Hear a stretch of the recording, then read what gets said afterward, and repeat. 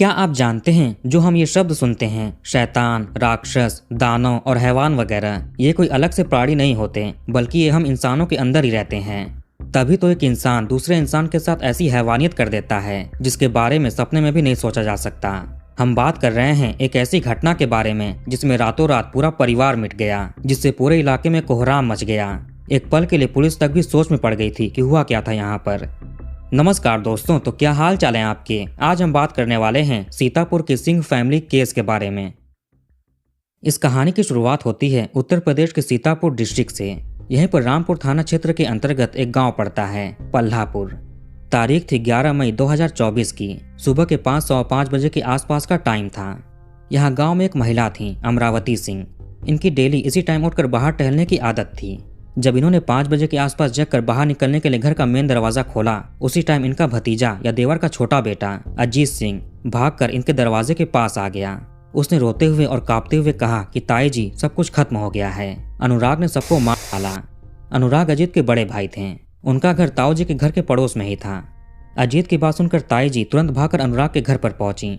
वहां पर देखा कि घर के सामने 3 बच्चे जो कि अनुराग के बच्चे थे, 2 बेटियां 12 साल की आरना, 9 साल की आश्वी और एक बेटा 4 साल का आद्विक। ये तीनों घर के सामने वाले एरिया में रक्त में लहूलुहान पड़े हुए हैं। इन तीनों बच्चों को देखते ही ताई जी बदहवास होकर जमीन पर गिर जाती हैं। चीख पुकार मचता है। आवाज सुनकर गांव के लोग इकट्ठा होने लगे। अजीत भी बेतहाशा रो रहा था और कह रहा था कि सब कुछ खत्म हो गया। अब 3 बच्चे बाहर पड़े हैं तो घर के बाकी लोग कहाँ पर होंगे और ये बच्चे यहाँ बाहर आए कैसे। अजीत ने बताया कि अनुराग ने इन बच्चों को छत से नीचे फेंक दिया है। अब कुछ लोग दरवाजे से घर के अंदर प्रवेश किए। अंदर एक कमरे में अनुराग का रक्त में लथपथ शव पड़ा हुआ था। दूसरे वाले कमरे में उसकी और अजीत की मां सावित्री देवी का शव था। उनके सर से भी रक्त प्रवाहित हो रहा था। अब अनुराग की पत्नी और तीनों बच्चों की मां प्रियंका कहाँ पर है।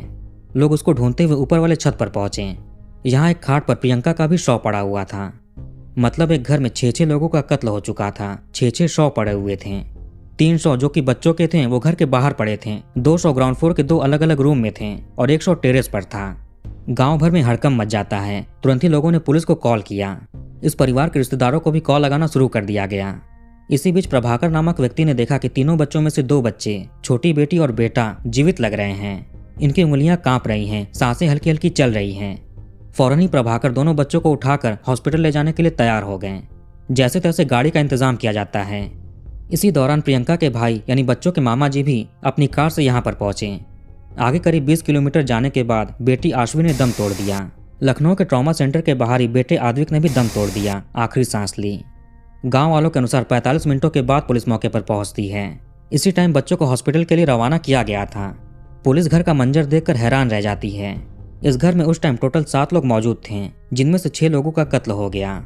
आखिरी वही बचे थे, अजीत सिंह, जो कि अनुराग के छोटे भाई थे। यही चश्मदीद गवाह भी थे। इन्होंने पुलिस को सारी घटना के बारे में बताया और सारी वजहें भी बताईं। इनके बड़े भाई अनुराग एक नंबर के नशेड़ी थे। बहुत ज्यादा शराब पिया करते थे और सबसे झगड़ा करते थे। इनका मानसिक संतुलन भी ठीक नहीं था। कल रात को वो हमेशा की तरह घर पर नशे में आए और अजीत से झगड़ा किया। काफी झगड़ा होने के बाद अजीत तंग आकर अपने रूम में चले जाते हैं। अब आगे अनुराग अपनी पत्नी यानी भाभी प्रियंका से झगड़ा करने लगे। अब भोर में 2:30-3 बजे के आसपास अजीत ने गोली की आवाज सुनी। ये अपने रूम से बाहर निकलकर देखने के लिए आए। आवाज ऊपर छत से आई थी। इन्होंने देखा कि भाई अनुराग ने भाभी को बंदूक से दाग दी है। ये देखकर अजीत डर जाते हैं और भागकर अपने रूम में आ गए और दरवाजा बंद कर लिया। इसके बाद अजीत ने फिर से एक और गोली चलने की आवाज सुनी। थोड़ी देर के बाद एक और आवाज सुनी। इसी दौरान सुबह के 5 बज चुके थे। जब सब कुछ शांत हुआ तो अजीत तुरंत भागकर अपने ताऊ जी के घर पर जाते हैं और ताई जी को सब कुछ बताया। अजीत का कहना था कि भाई अनुराग ने मेरी मां, अपनी पत्नी और तीनों बच्चों का कत्ल करके खुदकुशी कर ली है। पुलिस ने भी अजीत के बयान को अपनी थ्योरी बना ली। गांव वालों का भी कहना था कि अनुराग एक नशेड़ी था, अक्सर ही नशा करता था और अपने परिवार से झगड़ा करता था। अनुराग के ताऊ जी आरपी सिंह के अनुसार वो इतना शराब पीने लगा था कि उसकी 2 बार तबीयत भी खराब हो गई थी। उसको 2 बार हॉस्पिटल में भर्ती कराया गया था। झगड़े की वजह से एक बार वो जेल में भी बंद रहा था। ताऊ जी ने बाद में उसको जाकर जेल से छुड़ाया। गांव भर का माहौल उसने खराब कर रखा था। अनुराग के पिता थे वीरेंद्र सिंह, जो कि एक प्रतिष्ठित किसान थे। इन्हें सरकार द्वारा सम्मान भी प्राप्त हो चुका था। इनकी 2023 में किसी कारणवश मृत्यु हो गई थी। जितनी इन्फॉर्मेशन मीडिया के सामने है उसके अनुसार वीरेंद्र के 2 बेटे और एक बेटी थी। सबसे बड़े बेटे थे अनुराग, छोटे बेटे थे अजीत और एक बेटी थी निशा।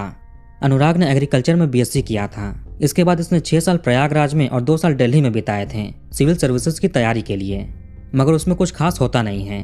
फिर ये वापस अपने गांव पल्लापुर आ गए और पिताजी और ताऊजी के साथ खेती बाड़ी करने लगे। इनका इंटरेस्ट खेती बाड़ी में ही हो गया। चूँकि इन्होंने एग्रीकल्चर में बीएससी का कोर्स किया हुआ था तो इनको खेती के बारे में काफ़ी नॉलेज थी। इन्होंने इसी का इस्तेमाल करके मॉडर्न टेक्निक के जरिए सब्जियां और फल वगैरह उगाने लगे थे। इनके पिता के पास खुद की 80 से 100 बीघा जमीन थी। अनुराग ने कुछ जमीनें लीज पर भी ले रखी थी खेती के लिए। टोटल 250 बीघा में ये खेती करते थे। ये अपने पिता के अनुभव और खुद की नॉलेज से एक प्रतिष्ठित किसान भी बन गए। इन्होंने लखनऊ के सरगम अपार्टमेंट में 1 करोड़ रुपए का फ्लैट भी खरीद लिया था। इस परिवार की गोडेचा नामक इलाके में 3 दुकानें भी थीं जहां से किराया आता था। मतलब ये परिवार आर्थिक रूप से काफी संपन्न था। लखनऊ वाले फ्लैट पर अनुराग की पत्नी प्रियंका रहती थी, तीनों बच्चों के साथ। प्रियंका के नाना जी उत्तर प्रदेश के चीफ मिनिस्टर रह चुके थे और मामा जी एक बड़े नेता थे।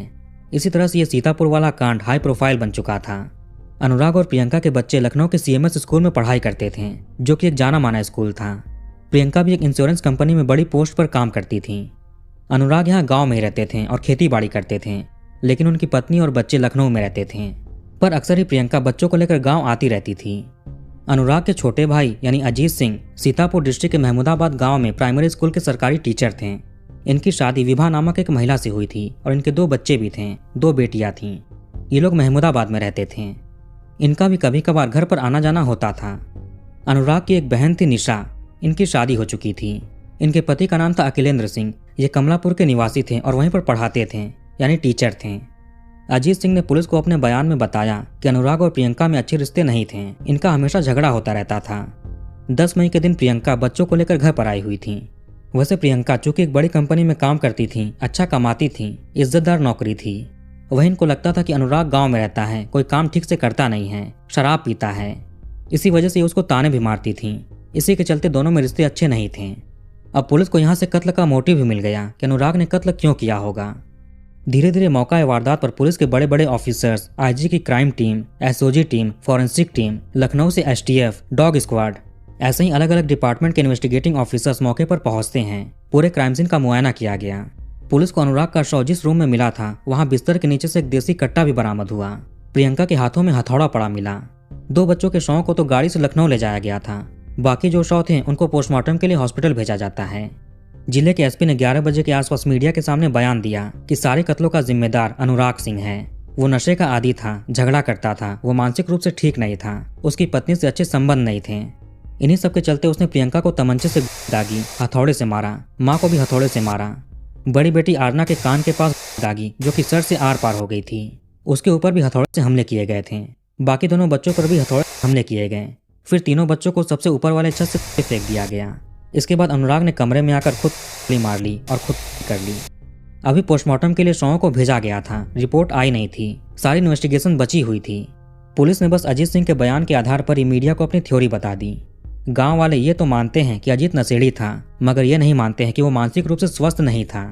वो काफी तेज दिमाग वाला था। बचपन से ही उसने पढ़ाई में बहुत अच्छा किया था, सिविल सर्विसेज की तैयारी कर चुका था। वो खेती बाड़ी में भी अच्छा काम कर रहा था। अगर उसको कोई दिमागी बीमारी होती तो उसका इलाज करवाता, दवाई चलता, मगर ऐसा कुछ भी नहीं था। बस अजीत ने ही सबको बताया था कि अनुराग दिमागी रूप से अनस्टेबल है। अब एक सगा भाई बोल रहा है तो सच ही बोल रहा होगा, इसलिए पुलिस मान लेती है। इसी बीच प्रियंका के जो भाई थे उन्होंने पुलिस को लेटर लिखकर तहरीर दी कि इनका शक जीजा जी के छोटे भाई अजीत पर है। जब 2 बच्चों को हॉस्पिटल ले जाने के लिए सुबह में अजीत से गाड़ी मांगी गई थी तो इन्होंने चाबी ढूंढने का नाटक किया था। 45 मिनटों तक इन्होंने गाड़ी की चाबी नहीं दी थी, मना कर दिया था। अजीत चाहता था कि बच्चों की मृत्यु हो जाए, इसीलिए उसने गाड़ी देने से मना कर दिया था। इसका जीजा जी के साथ प्रॉपर्टी को लेकर झगड़ा होता था। इसी ने अपने साथियों की मदद से कांड किया होगा। गांव वालों का भी कहना था कि अजीत कार की चाबी नहीं दे रहा था। वैसे गांव वाले मीडिया के सामने कुछ बोलना नहीं चाह रहे थे और न ही कुछ मदद करना चाह रहे थे।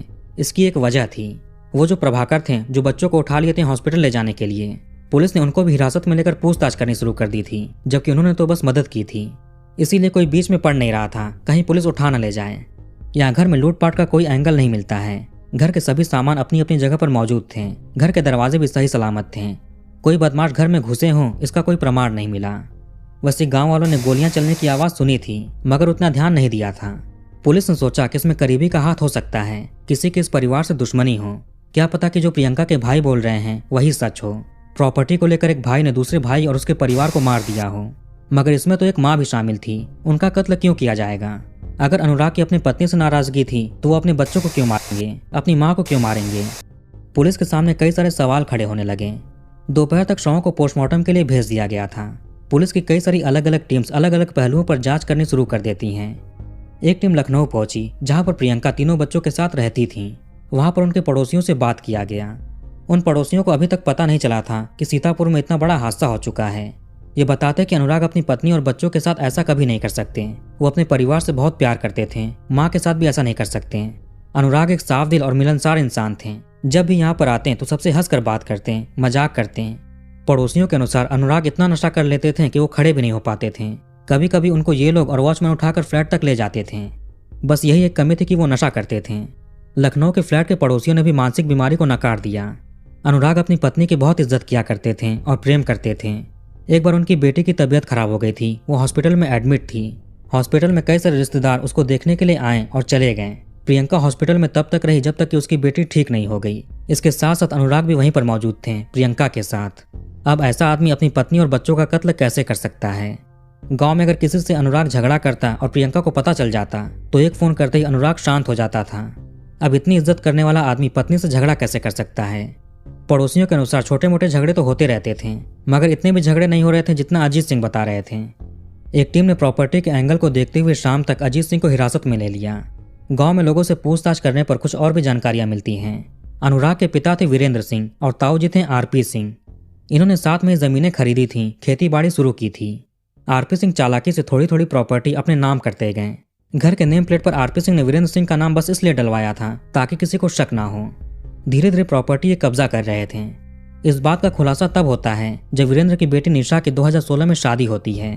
लखनऊ के विकास नगर में एक प्लॉट था जो कि वीरेंद्र और आरपी सिंह के नाम पर था, आधा आधा हिस्सा। वीरेंद्र सिंह ने सोचा कि बेटी को दहेज में अपने हिस्से की जमीन दे देंगे। फिर पता चला कि वो प्रॉपर्टी आरपी सिंह के नाम पर है।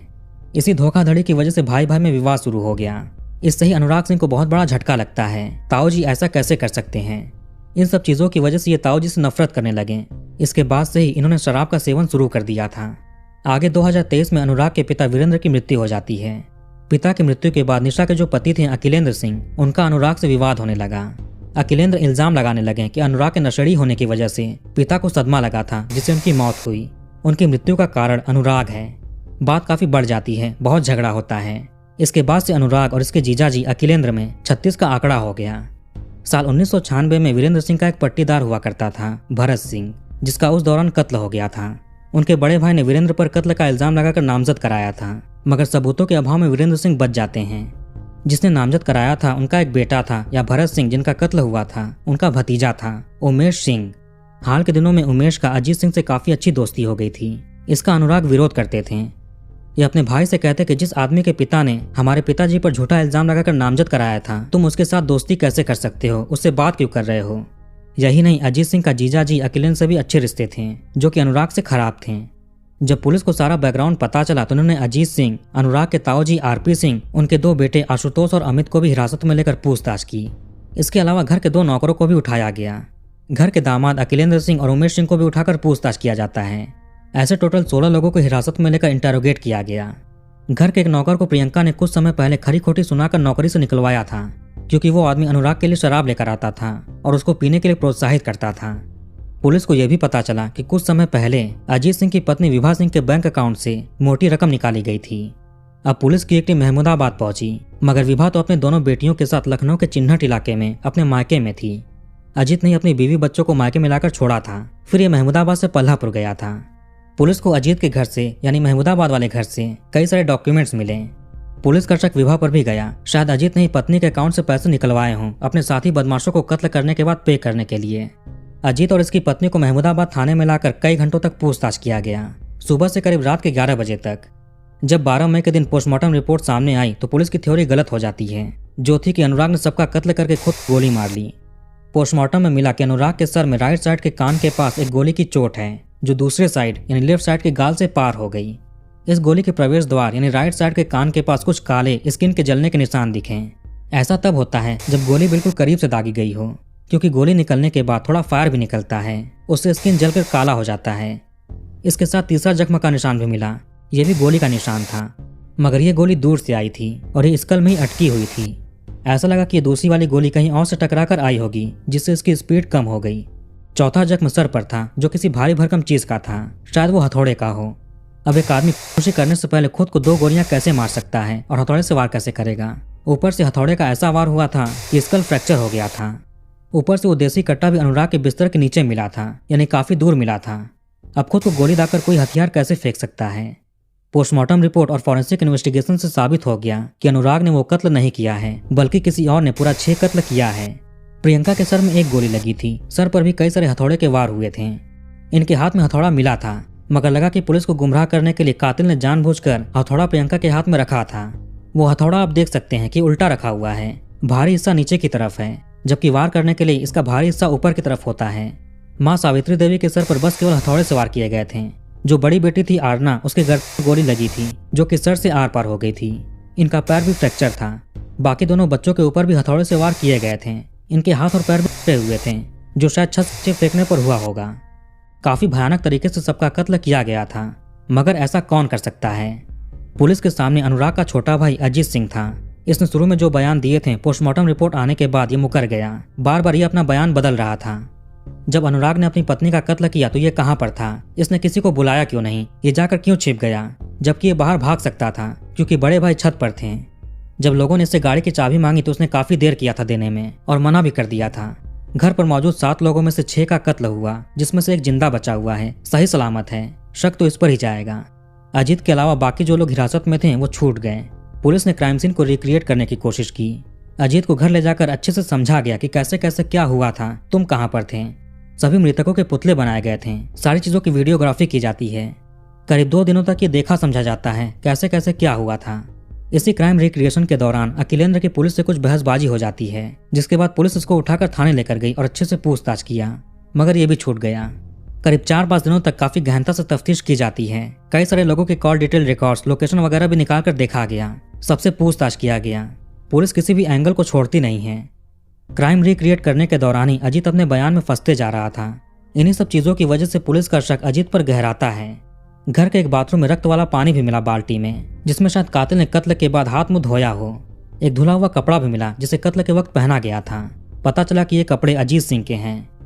पुलिस इसकी खातिरदारी नहीं कर सकती थी क्योंकि ये हार्ट पेशेंट था। इस सच उगलवाने के लिए 2 दिनों तक पुलिस ने इसको जेल में सोने नहीं दिया।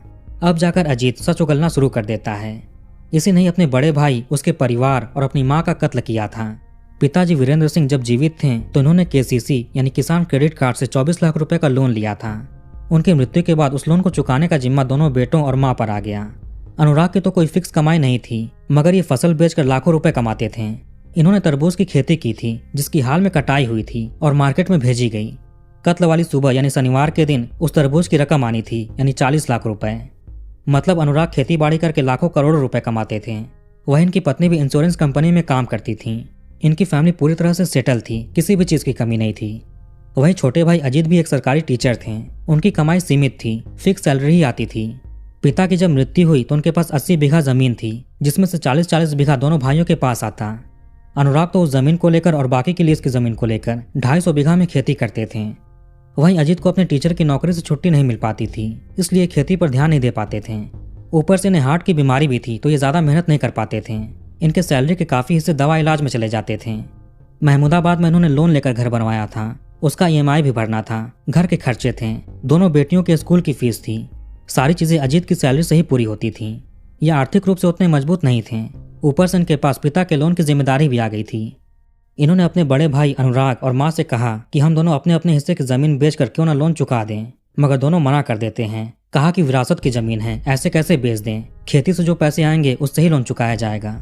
अजीत के पास जो 40 बीघा जमीन थी उसमें ज्यादा खेती नहीं होती थी, ज्यादा उपजाऊ नहीं था, ज्यादा फसल नहीं उगते थे।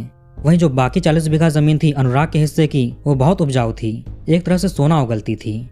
अजीत को यह भी लगता था कि भाई की पत्नी प्रियंका भाई को भड़काती है कि लोन अभी मत जमा करो, अच्छी वाली जमीन खुद रख ली और खराब वाली मुझे दे दी। ऊपर से भाभी भी काम करती है, लेकिन इसकी पत्नी घर संभालती है। ऐसे ही छोटी छोटी चीजों, घर के झगड़ों, विवादों से अजीत को लगा कि इसको सब घर में हल्के में लेते हैं, कोई महत्व नहीं देता है, इसकी परिवार में कोई वैल्यू नहीं है। इन्हीं सब कारणों से इसके मन में भाई भाभी के प्रति जहर भरने लगा। इसके बाद ही इसने कत्ल करने का फैसला किया। पहले तो उसने बस भाभी प्रियंका को ही मारने की सोची थी, फिर भाई को भी रास्ते से हटाना है, तभी सारी प्रॉपर्टी इसकी होगी। इनके पिता यानी वीरेंद्र के पास एक देसी कट्टा भी था जो कि माँ रखती थी। अजीत ने उसको चोरी कर लिया। ये जानता था कि सीतापुर में चुनाव होने वाला है, सभी लोग घर पर आएंगे ही। 10 मई को प्रियंका बच्चों को लेकर घर पहुंची भी, क्योंकि तरबूज की कटाई हो रही थी। हर साल ये 1 महीने के लिए घर पर आती थी, बीच बीच में भी आती छुट्टी मिलने पर। अजीत अपनी पत्नी को बच्चों सहित उसके मायके यानी लखनऊ के चिन्हट में छोड़ दिया और खुद पल्लापुर आ गया। इसने सोच लिया कि इसको प्रियंका और भाई का कत्ल करना ही है। 10 मई की रात में इसने खिचड़ी में नींद की दवा मिला दी, मगर उसको कोई खाता नहीं है। इत्तेफाक से उस रात सभी लोग बाहर से खाना खाकर आए थे। भले ये प्लान फेल हो गया, लेकिन फिर भी इसको कत्ल करना ही था। इसी दिन अनुराग ने नशे किए थे और अजीत से झगड़ा भी किया। फिर वो ग्राउंड फ्लोर के रूम में सो गया। माँ भी ग्राउंड फ्लोर के दूसरे रूम में सो गई। भाभी और तीनों बच्चे फर्स्ट फ्लोर के रूम में सो गए। अजीत भी फर्स्ट फ्लोर के दूसरे रूम में सोने के लिए चला गया। रात के 12:30 बजे के आसपास ये उठता है और घर की बिजली काट देता है। सोचा कि भाभी के रूम में एसी लगा हुआ है, गर्मी बहुत है, इसलिए जब एसी बंद होगी तो उनको गर्मी लगेगी, वो दरवाजा खोलकर बाहर आएंगी। ऐसा होता भी है। रात के 2:30 बजे के आसपास भाभी जग कर छत पर चली गई सोने के लिए। वहां पर खाट बिछा हुआ था। तीनों बच्चे अभी भी रूम में सो रहे थे। उसी वक्त अंधेरे में अजीत हथौड़ा और देसी कट्टा लेकर भाभी के पास गया। वहां लोन की बात को लेकर दोनों में झगड़े हुए। फिर अजीत ने भाभी के सर पर गोली दाग दी। वो खाट पर गिर जाती हैं। अब अजीत ने उनके सर पर हथौड़े से वार किए। इधर अनुराग तो नशे में बेहोश पड़ा था, तो गोली की आवाज सुनकर बस नीचे से माँ ही ऊपर आई। माँ ने अजीत को देख लिया और समझ गई कि इसने अपनी भाभी का कत्ल कर दिया है। इन्होंने अजीत को बोला, तू भाग जा, तू जानता नहीं क्या कर दिया है। इस पर अजीत ने माँ से कहा कि तुम भी भाई का साथ देती हो। यह कहकर अजीत ने माँ के सर पर भी हथौड़े से वार किए। माँ वहां से भाग जाती है। अपने सर के रक्त को इन्होंने खुद की साड़ी से पोंछा। पीछे पीछे अजीत नीचे गया उनके रूम में और वार पे वार किए। माँ बिस्तर पर गिर गई और उनकी भी मृत्यु हो गई। अब अजीत अपने भाई अनुराग के रूम में जाता है, जहाँ पर वो सो रहे थे। उनको एक गोली दागी जो कि आर पार हो गई। फिर हथौड़े से एक वार किया। ऊपर बच्चे जग गए थे और रोने लगे थे। अजीत को बच्चों की आवाज सुनाई देने लगी थी। अब ये बच्चों के पास गया। सबसे बड़ी बेटी आरना को लेकर ये उसके पिता के रूम में आया। इसने कहा कि तुम्हारे पापा ने तुम्हारी दादी और मम्मी को मारकर खुद भी गोली मार ली है। बच्ची चाचा का हाथ छुड़ाने की कोशिश करने लगी। फिर अजीत हड़बड़ी में बच्ची पर भी गोली दागता है, मगर ये गोली गर्दन और सर से आर पार होते हुए इत्तेफाक से मृत पड़े अनुराग के सर में लगी और फंस गई। अंधेरे की वजह से अजीत ने यह नहीं देखा था। इसको लगता था कि अनुराग को बस एक ही गोली लगी है। उसी को लेकर झूठी कहानी सबको सुना सकता है। बच्ची की भी वहीं पर मृत्यु हो गई। अभी आरना को वहीं पर छोड़कर बाकी दोनों बच्चों के पास आया फर्स्ट फ्लोर पर। इसने दोनों बच्चों पर भी हथौड़े से वार किए और उनको नीचे फेंक दिया। उसके बाद ये आरना को भी छत पर ले जाता है और वहां से नीचे फेंकता है। फिर ये वापस नीचे आया जहां पर बच्चे गिरे थे। उनके सर पर इसने हथौड़े से फिर से वार किया ताकि कोई भी जिंदा ना बचे। इसके बाद इसने हथौड़े को मृत पड़ी प्रियंका के हाथ में पकड़ा दिया। गलती से उल्टा पकड़ाया था। कट्टे को अनुराग के पास फेंका। गलती से वो कट्टा बेड के अंदर चला गया था। फिर अजीत बाथरूम में जाकर हाथ मुंह धोता है, अपने कपड़े बदलता है। जो कपड़े इसने पहने थे उनको धोता है। अब ये सुबह होने का वेट करने लगा। 2:30 बजे के बाद ये कत्लेआम शुरू हुए थे, जो कि 1.5 से 2 घंटे तक चले थे। जब सुबह में 5 बजे अजीत को लगा कि ताई जी उठकर टहलने के लिए आने वाली हैं, तभी ये भागकर उनके दरवाजे पर गया और झूठी कहानी सुनाई। फिर सारा नाटक किया। इसकी एक्टिंग ऐसी थी कि शुरू में पुलिस भी सच मान लेती है, मगर वो दूसरी वाली गोली जो कि अनुराग के सर में लगी थी, जो कि अटक गई थी, उससे ही सारा भेद खुला। वो गोली बस इत्तेफाक से लगी थी।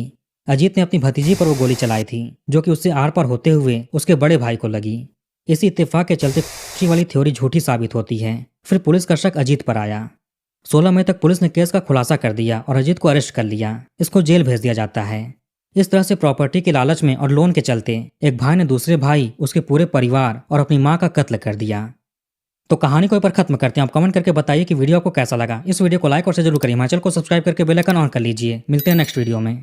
धन्यवाद।